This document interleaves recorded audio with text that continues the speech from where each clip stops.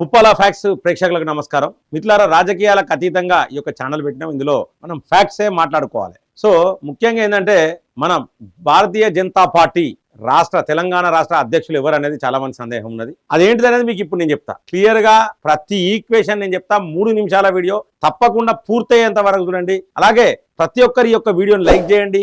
ఖచ్చితంగా మీ అభిప్రాయాన్ని comment box లో పెట్టండి. అలాగే సబ్స్క్రైబ్ చేయని వాళ్ళందరూ కూడా సబ్స్క్రైబ్ చేయండి.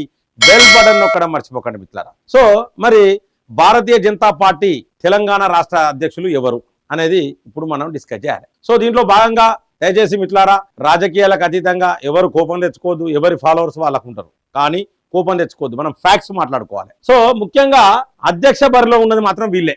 4-2, 4-3, 7, మొత్తం 7 ఉన్నారు. సో 7 అధ్యక్ష బరిలో ఉన్నారు. సో అంటే అధ్యక్షులు కావాలనుకునే వాళ్ళు 7. అంటే జనరల్ గా కాంగ్రెస్ కానీ బీఆర్ఎస్ కానీ ఎవరు అధ్యక్షులు అంటే ఒక్కలే ఉంటారు. ఇక్కడ ఏంటంటే మంది ఎక్కువ ఉంటారు. ఇలా అంటే తెలివిగా వాళ్ళు ఎక్కువ ఉంటారు భారతీయ జనతా పార్టీలో. సో ముఖ్యంగా first of all Kishan Reddy గారి గురించి మాట్లాడుకోవాలి. ఇప్పుడు ప్రస్తుతానికి మన రాష్ట్ర అధ్యక్షులు, కేంద్ర మంత్రి కిషన్ రెడ్డి గారు అంటే వీరి పదవీ కాలం అయిపోయింది. అంటే వీరిని కావలసుకొని అప్పుడున్న పరిస్థితులను బట్టి తీసుకున్నారు. సో పదవీ కాలం అయిపోయింది కాబట్టి వీరికి అవకాశం లేదు కిషన్ రెడ్డి గారికి. సో ఇది నంబర్ 1 పాయింట్. నంబర్ 2 పాయింట్ ఏంటంటే మనం తీసుకోవాల్సింది ఏంటంటే ఇక్కడ రామచంద్రరావు గారిని తీసుకుందాం నెక్స్ట్ సెకండ్ స్టెప్ లో. సో రామచంద్రరావు గారు కూడా భారతీయ జనతా పార్టీ అధ్యక్ష బరిలో ఉన్నారు. సో వారికి ఈ మధ్య కాలంలో ఎలక్షన్లకు సంబంధించిన ఏదో ఇన్ఛార్జ్ ఏదో ఇచ్చిండ్రు. సో మొత్తానికైతే సో ఎలక్షన్లకు సంబంధించిన ఇన్ఛార్జ్ ఇస్తే భారతీయ జనతా పార్టీలో అధ్యక్ష పదవి ఇవ్వడం చాలా కష్టం. అలాగే నెక్స్ట్ ఏంటంటే ఇక్కడ ఏ రకంగా చూసుకున్నా కూడా అంటే ఇక్కడ బీసీ ముఖ్యమంత్రి అని చెప్పేసి భారతీయ జనతా పార్టీ ఇప్పటికే ప్రకటించింది.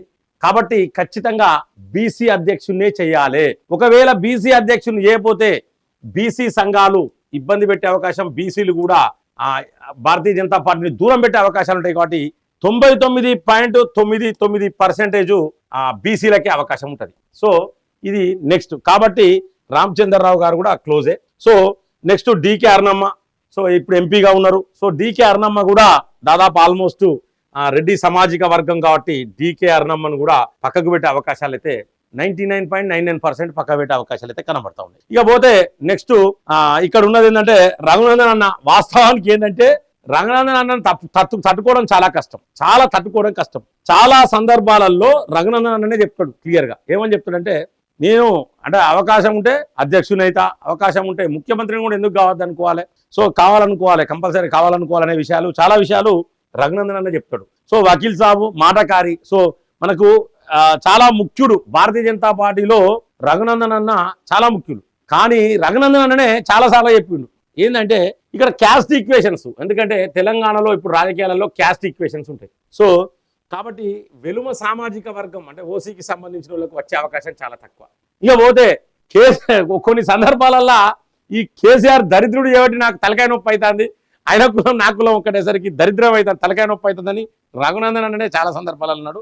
అలాగే అంటే రఘునందన్ అన్న కూడా ఈసారి మంచి బాధ్యతలు ఇస్తారు, కానీ అధ్యక్షుడు అయ్యే అవకాశాలు చాలా తక్కువ. అంటే అధ్యక్షుడు కావడానికి కొన్ని ఈక్వేషన్స్ కూడా చాలా అవసరం. సో రఘునందన్ అన్నకు 100% స్టఫ్ ఉన్నది, అన్ని తెలివితేటలు కానీ ప్రతిదీ అమోఘం. కానీ అక్కడ సామాజిక వర్గం చూస్తే ఏంటంటే బీసీలు ఇప్పుడు బీసీని కోరుకుంటా ఉన్నారు. సో కాబట్టి ఆ కోణంలో రఘునందన్ అన్నకు వచ్చే అవకాశాలు మాత్రం 70% అవకాశం అయితే లేదు. అధ్యక్ష పదవి వచ్చే అవకాశం 70% లేదు. ఇక పోతే 3 ఉన్నారు. ఇక బీసీ సామాజిక వర్గంలో బండి సంజయ్ కుమార్ గారు, ఈటెల రాజేందర్, ధర్మపురి అరవింద్ గారు. సో వీళ్ళందరూ 3 ఉన్నారు. సో ఈ 3 భారతీయ జనతా పార్టీ అధ్యక్షుడిని డిసైడ్ చేస్తారు. ఇందులో 3 సంజయ్ అన్నకు కేంద్ర మంత్రి పదవి ఇచ్చారు, కేంద్ర సహాయ మంత్రి ఇచ్చారు.